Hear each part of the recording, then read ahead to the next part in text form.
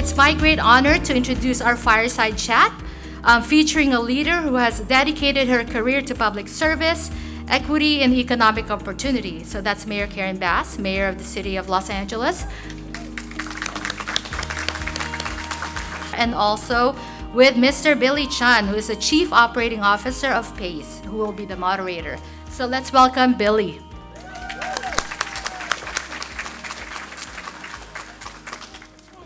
Good morning, everyone.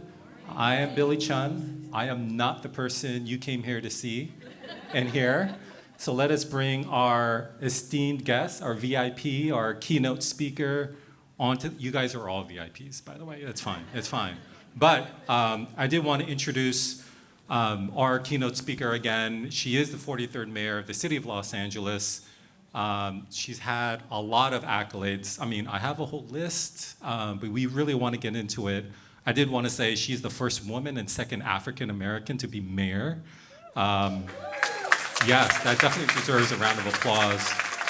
You know, she became the first African American woman to ever lead a state legislative body in the United States when she became the Speaker of the State Assembly, which is crazy because it's not that long ago. But she has led the nation's second largest city with unprecedented urgency that has delivered results for all Angelenos. Thousands of more unhoused Angelenos have come inside and safe in her first year than the year before, leading to a drop in homelessness for the first time in years. She has led with compassion, with urgency, but again, let us give a warm and welcome introduction to Mayor Karen Bass.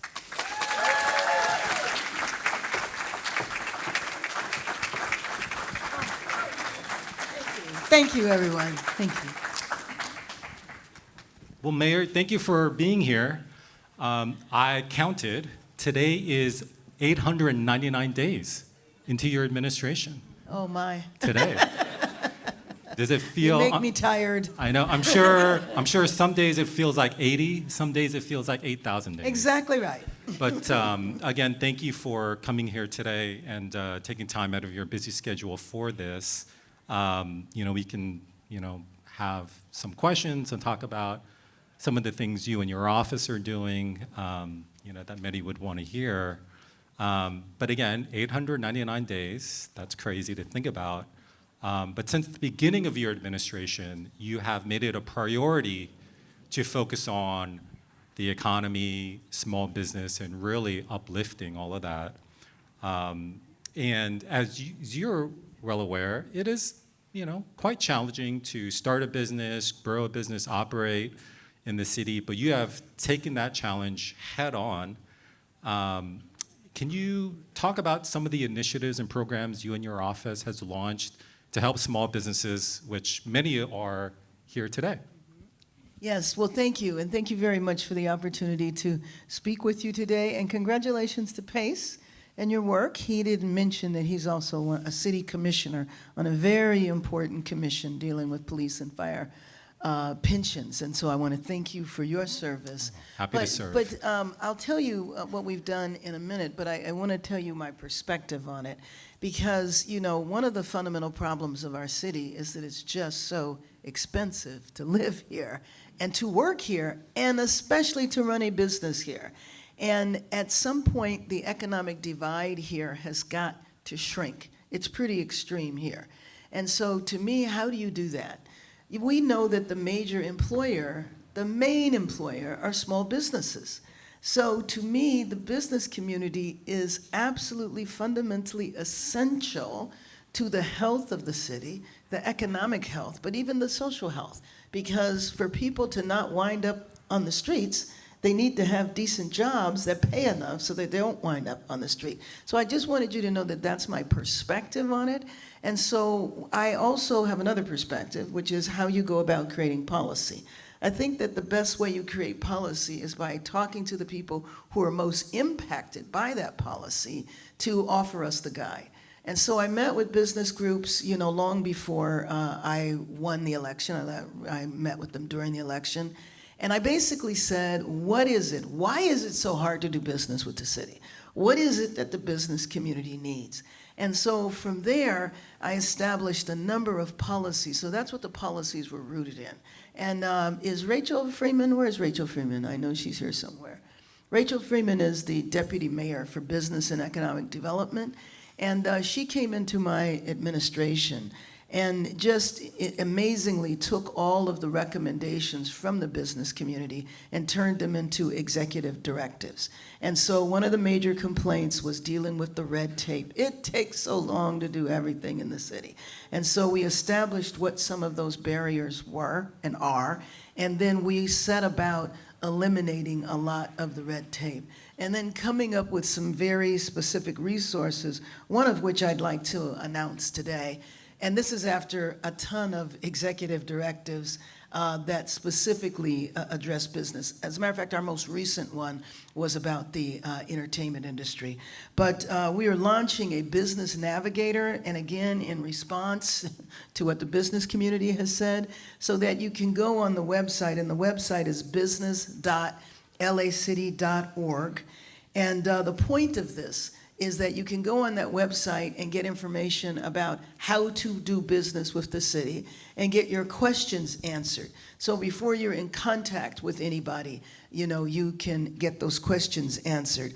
We also did Executive Directive 4, which has helped businesses to access millions of dollars from lending sources, and especially to help, we have a concierge service for one-on-one support. So rather than trying to navigate it all, rather than talking to one person one day, another person the next day, repeating yourself over and over again, those are the bureaucratic things that drive you crazy, right? So again, you told us that, and so we've tried to address that specifically. So for the concierge service, it's businessconcierge@lacity.org. So those are some tools that we have. And in terms of the entertainment industry, executive directive that I signed, I guess it was 2 weeks ago, as you're talking about, the time goes by so fast. And basically, it's to make filming in LA easier. And hopefully, if you are in the catering business, there's lots of businesses that work with the entertainment industry to try to reduce permitting fees, to try to make it easier to get permits on some of our iconic locations like the Observatory. We also established a business cabinet, because to me it's not a one-off, it's an ongoing relationship. And basically we have the business cabinet advise us about what the business community needs.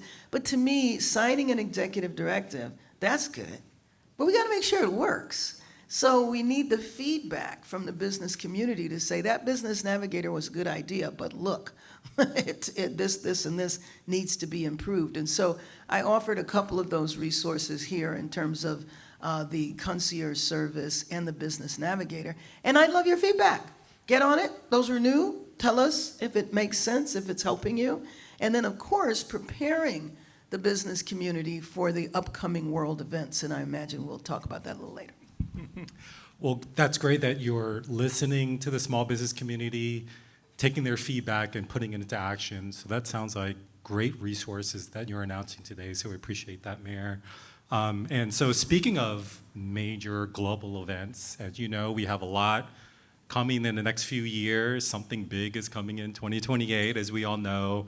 So there's the Olympics, there's World Cup, Super Bowl, US Open, my 50th birthday party, y'all are invited. And so small businesses, they are very eager to participate and be able to get some of those contracting opportunities.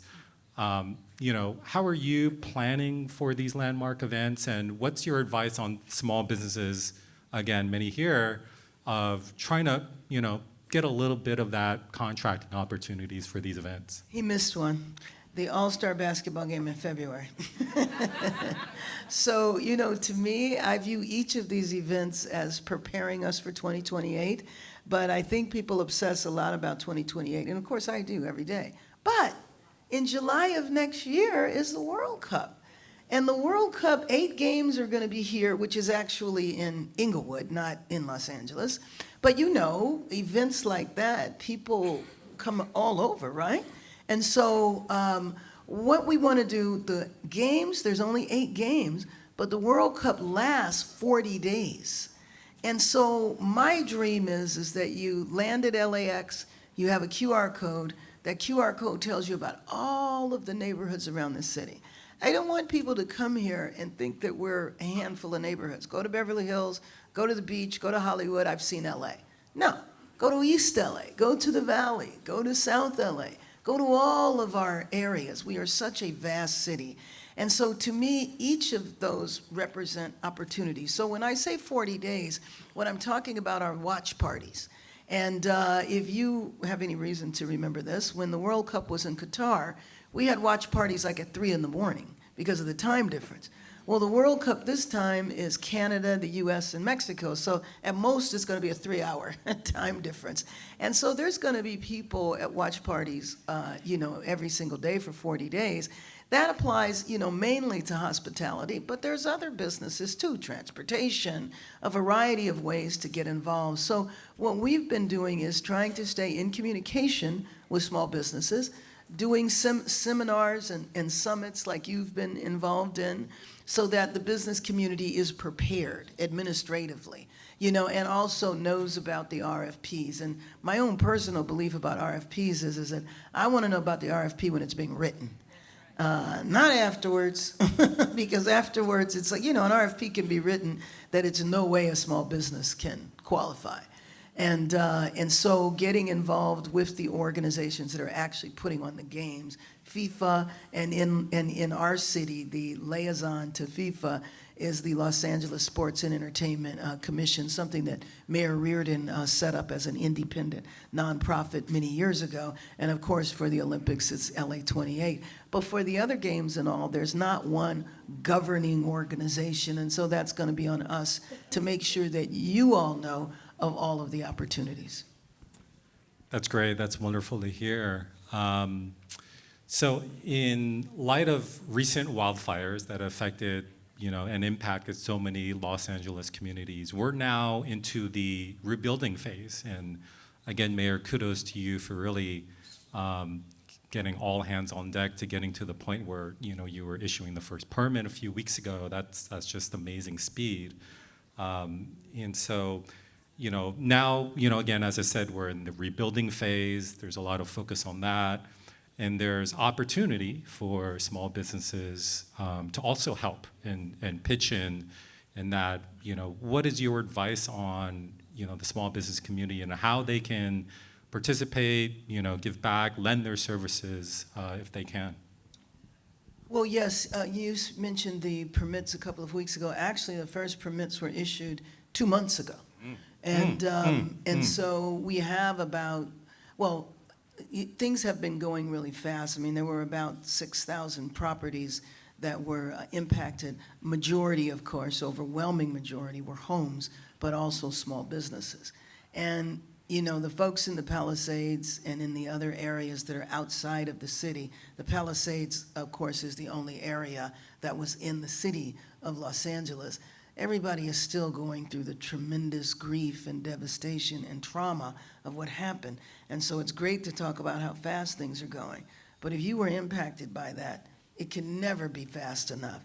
So we're trying to make things as accessible in a centralized fashion. So we have a one-stop rebuilding center where 12 city departments are located all in one place. So those concierge services can be distributed right there on the spot. That's helped us move things along quickly. 2,000 of those 6,000 lots have been cleared.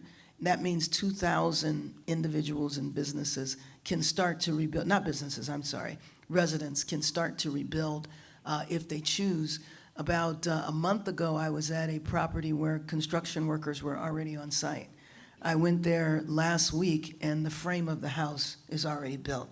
But again, there are thousands more that need to happen. So I set up, I mentioned the One-Stop Rebuilding Center.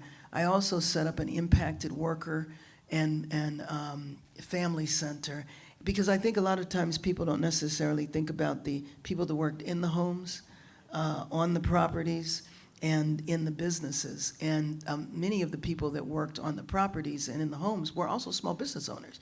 If you were a gardener and you had 10 properties, you had employees, you're a business. So at the centers, you can go in and get direct help, but also you can hear about opportunities for debris removal and other business opportunities, either employment or business, in both of those centers. And so it sounds like you and your office are really connecting with the small business community, whether individually, at large, and as you mentioned, communication is key, going both ways. You're taking feedback, which is commendable. That's really awesome. And so, again, a lot of the small businesses want to stay connected to a lot of the things your office is doing by whether it's issuing all these executive directives, launching these programs and initiatives. How can they stay connected? How can they stay up to date with everything that your office is doing? Sure. I think one of the websites that I mentioned is a way that people can definitely stay connected. And I would really encourage that, because in the political world that we've been in for the last few years, one of the things that's the most troubling is misinformation and disinformation, which spreads all sorts of confusion. And it's really important to, social media is social media. And we're in a world where truth is relative, science is opinion. And so I think it's important to go directly to the source to find out what actually is happening. And so I would just ask everybody to stay in touch. There's a million ways of being in touch with the city, and I would appreciate it. I think it would be helpful if people did that directly. You heard earlier from Carolyn Ho, who is our general manager of the EWDD, and I know there's other representatives of the city here, and staying directly in touch is the best way. Well, your city team has been great. We at PACE appreciate the partnership with you and your office. So again, I want to thank you for, again, taking time out of your busy schedule to come here today. It was awesome to hear your insights and thoughts and that announcement, which is great.